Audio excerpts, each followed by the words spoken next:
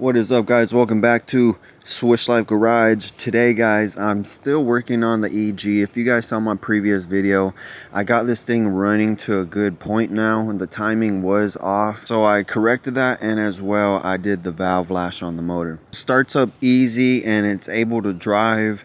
I still need to do a few things onto it before it's ready for daily use. One of the big things I noticed when driving it is the brake pedal. It's very mushy, and I'm pretty sure the brake fluid is pretty bad because I haven't seen any brake fluid leaks as of yet. I'm going to take all the old brake fluid out of the reservoir, and then after that put in some new fluid. I have my oil pan here, bring it up to the engine because I'm going to take all the fluid out of the brake reservoir. And this brake fluid definitely has some water, I'm guessing some rust. In here is like a little filter. Take that on out. Oh, this one's not even there, that one's all broken up. But now I'm gonna siphon it out using this and just throw it in the oil pan.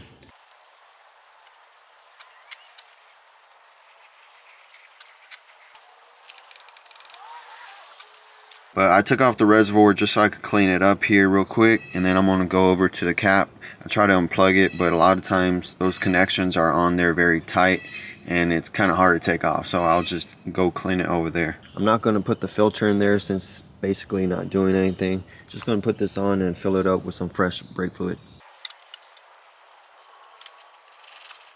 I tried cleaning up the cap and this thing is just stained. Honestly, I'll probably get another reservoir with the filter and the cap. That is taken care of. I'm going to start bleeding the brakes. Going to start with the farthest wheel from the master cylinder, which is going to be on the passenger rear. Then going to do the driver rear, the passenger front, and driver side front. While I'm at it, at the rear on the coilovers, I'm going to lift it about a 1/4 inch just so it could be even with the front.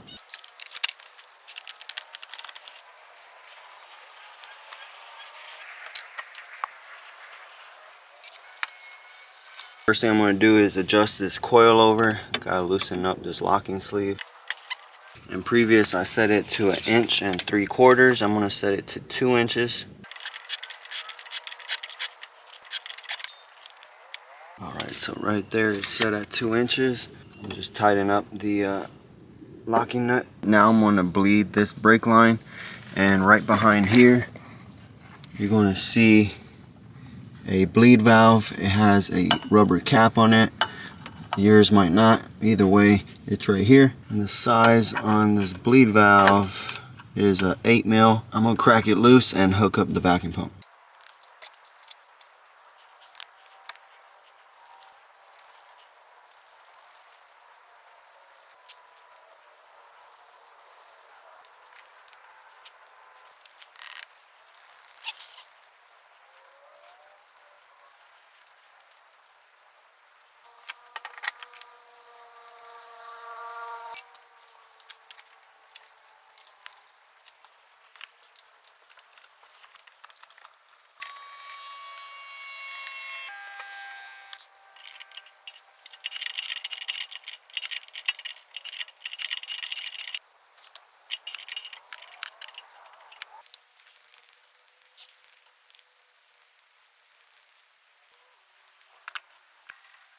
And the front bleed valve is going to be a 10 mil.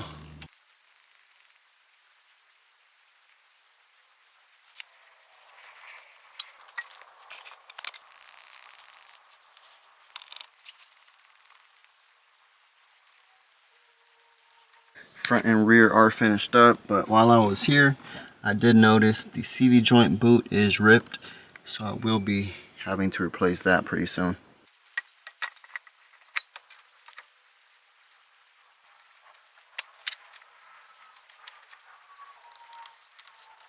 The brakes feel a whole lot better. I went inside and the pedal feels firm. Filled up the reservoir, so that is good to go. As well, adjusted the coilovers. Next thing I want to do real quick is take off this intake resonator. It doesn't have the stock intake, and even if it does have the stock intake, I always like to take off the resonator just to help it breathe a little bit more. I'm just going to remove it and get it cleaned up.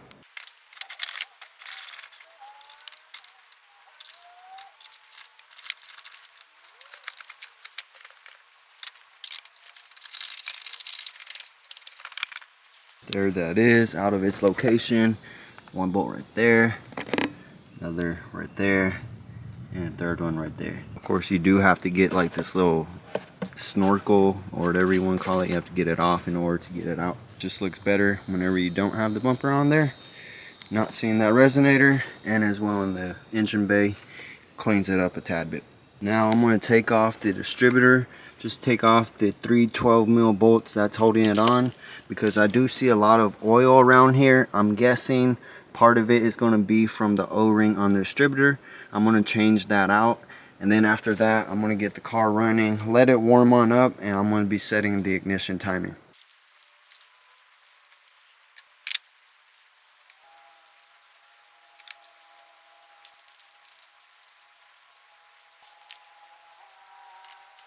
Spent a little time, cleaned it up a tad bit. It still needs to clean up down there by the transmission. It's enough to get the distributor on. I do have the O-ring right here. I'm going to just put it on there and put the distributor back onto the motor.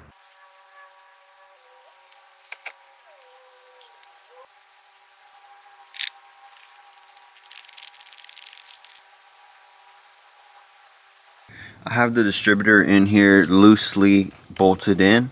It can still be moved.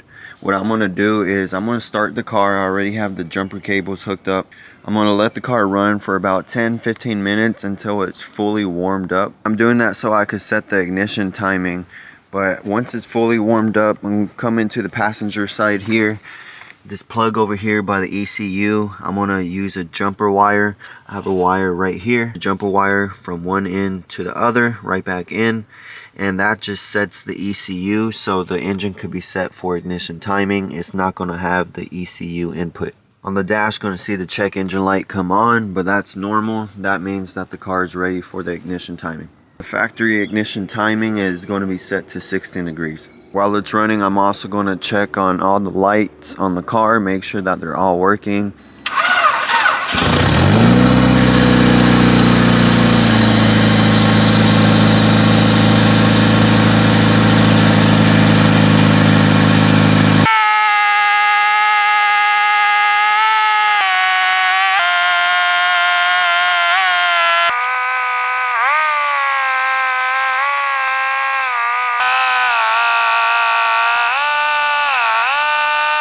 So a few things I noticed is whenever I put the jumper harness inside of the plug, the check engine light on the dash did not come on. I'm guessing either the bulb was burned out or someone took it out or put some electrical tape on it in order for it to not come on. I was trying to set the ignition timing to 16 degrees. I maxed out on trying to advance it. I think this is going to be due to the distributor being aftermarket. When I was cleaning it, I saw some markings on it that I wasn't used to seeing, and it for the most part looked like an aftermarket distributor. So I think I'll be able to drill out the holes on the distributor a little bit in order to advance it even more and make the aftermarket distributor work.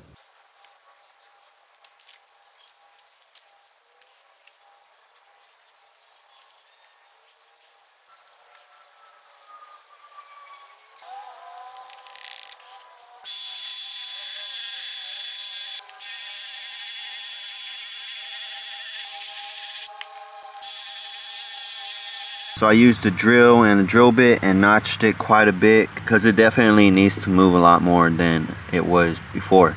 So I kind of went for the most part as far as I could go, or as far as I felt comfortable going. It did take a little bit, and hopefully I could get this distributor to work. And it's not that the car runs bad or anything, it's just that it will not go to 16 degrees. I can still drive it as is, but whenever you have a part, you expect it to perform as it should. That's what it is a lot of times with aftermarket parts, especially these distributors. It's known on Hondas that these aftermarket distributors will not get you to the needed ignition timing. That's why you always want to buy OEM a lot. Whenever it comes to a lot of other parts, you want to buy OEM if possible.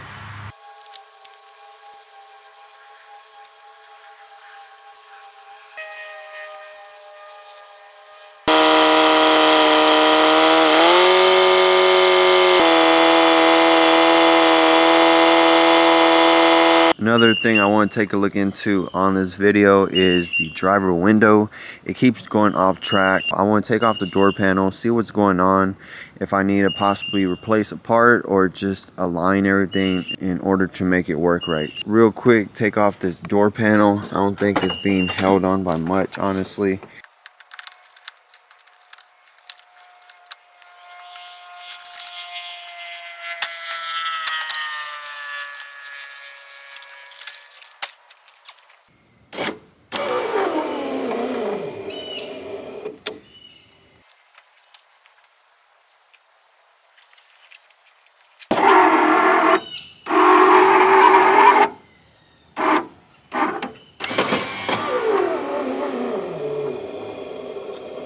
Maybe it just needs to be adjusted.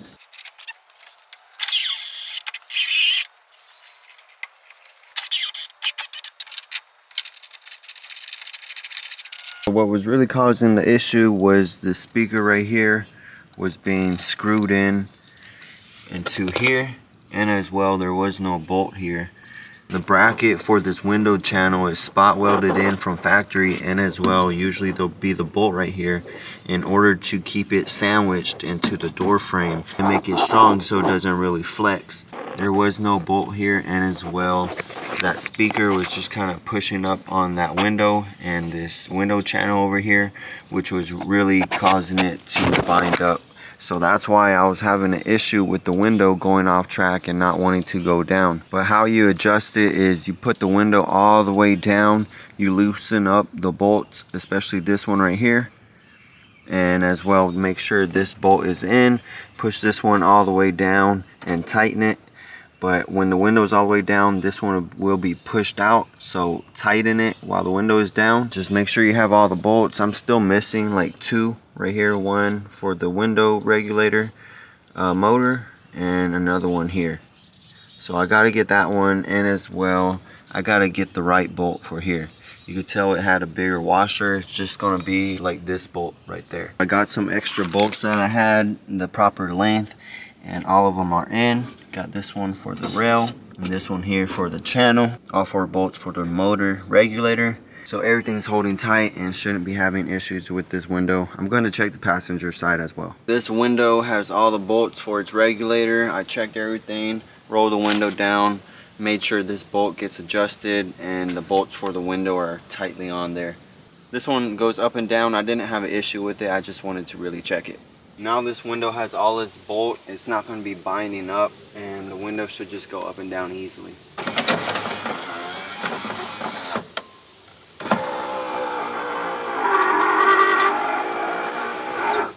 So right there, it's a whole lot better. Now I did just take the car on a test drive. It feels good, honestly. The only issue it's having right now is it does idle at about 1500. There's some other things I gotta do, possibly the IACV.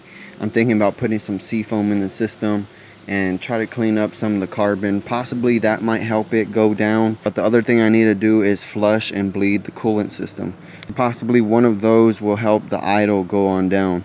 Now the windows work perfectly fine. There's no issue no more with that driver window since I put all those bolts and got everything adjusted. For the brakes, I am going to bleed the whole system once again later on, but whenever I do that, I am going to put another master cylinder on it.